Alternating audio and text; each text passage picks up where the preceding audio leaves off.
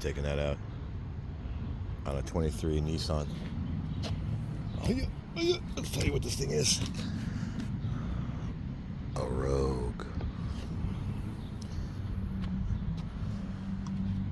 Gotta get this guy off. How? You ask? This guy. Like this one. Go in between the two. It just clips. See? So it's coming out. Doing it in one hand is kind of tricky. But, can I get it? Sure.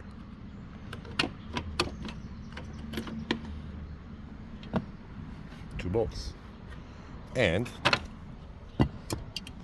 2 bolts that are already gone. But here's the secret. Do not pull from this side. You take something like this, you put it right between the body. Because what you're doing is you're releasing.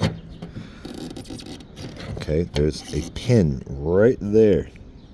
Right at the edge of this thing. Okay, I'm going to show you when I pop this thing out. And there's another one right in the crack of her.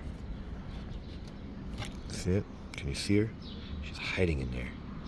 So watch, I'm gonna pull this guy out and show you what I'm doing. You see her hiding? Do that side first. Believe me, you won't regret it. This side first, then this. And then you take your lights out, and let me see if I can replace anything, and we'll take it from there. Hold up. Pop this guy out. Man, Nissan uses for everything they have in their car? What is this thing? What is this? A 37R? Is that what this is? I hate these little tiny bulbs. I'll find it. I'll put it in the description. That's one bulb, and I have another bulb. And before you put them back in, you clean them because there's oils in your hands and it will burn out the bulb. Yep, 3, 4, 5, 4.